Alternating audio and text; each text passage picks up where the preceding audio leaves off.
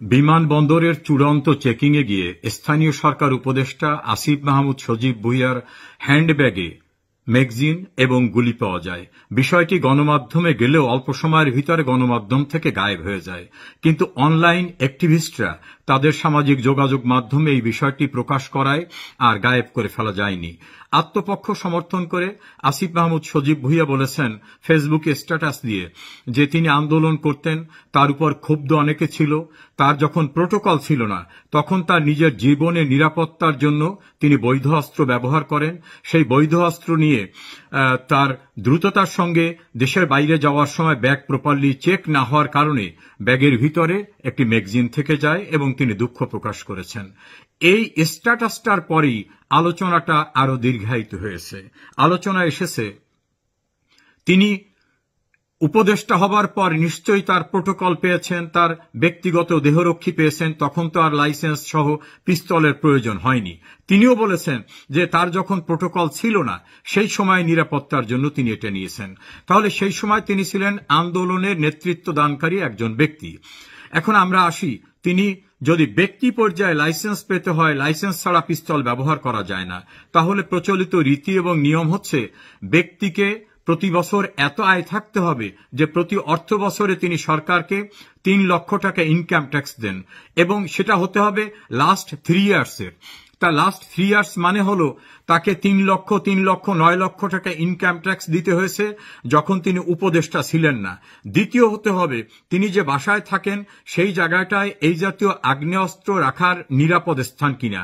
তৃতীয় হতে হবে যে তার হাতে এ জাতীয় একটা আগ্নেয়াস্ত্র দেওয়া হলে এই আগ্নেয়াস্ত্রটার অপব্যবহার হবে কিনা। তিনি যখন সহিংস আন্দোলনে ছিলেন সেই সময় শেখ হাসিনা প্রশাসন ক্ষমতায় ছিল। তাহলে শেখ হাসিনা প্রশাসনের যারা বিভিন্ন সংস্থা তারা কি রিপোর্ট দিয়ে বলেছে যে এই লোকের কাছে একটা বৈধ অস্ত্র থাকা নিরাপদ হবে? তারা কি চেক করে দেখেছে উনি যে বাসায় থাকেন সে বাসাটায় পিস্তল বা এ জাতীয় আগ্নেয়াস্ত্র রাখার মতো নিরাপদ স্থান? তারা কি রিপোর্ট দিয়ে বলেছে যে ওনার এত ইনকাম, যিনি প্রতি বছর সরকারকে লাস্ট 3 ইয়ার্সে ৯ লক্ষ টাকা ইনকাম দিয়েছেন এবং অথরিটি কি বিবেচনা করেছিলেন যে এই জাতীয় একটা ব্যক্তি উনি যার নিরাপত্তার জন্য এই জাতীয় লাইসেন্স দেওয়া দরকার? তাহলে তার এই পরিমাণ ইনকাম ছিল। দ্বিতীয় হচ্ছে তিনি যখন পিস্তলটি কিনেছেন সেক্ষেত্রেও তো প্রচুর টাকা লেগেছে একটা পিস্তল কিনতে। এই আয়ের উৎসগুলি নিয়ে বিভিন্ন প্রসঙ্গ এসেছে। দ্বিতীয় এসেছে যে তাহলে তিনি উপদেষ্টা হওয়ার পূর্বের 3 বছর কি ব্যবসায়ী ছিলেন?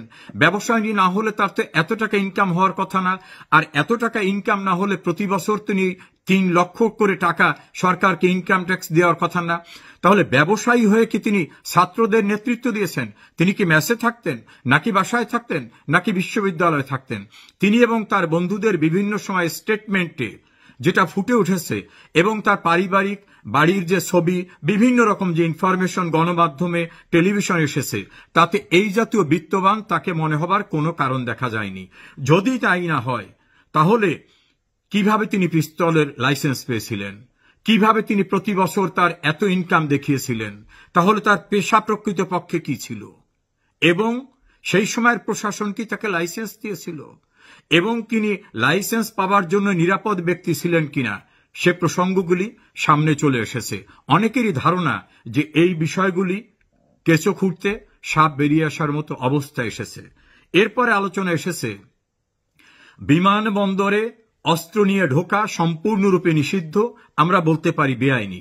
তাহলে ফার্স্ট চেকিং সেন্টার থেকে কিভাবে তার হ্যান্ডব্যাগের ভিতরে এই জাতীয় আর্মস এমুনেশন থাকলো যেটা সেখানে ডিটেক্ট হলো না?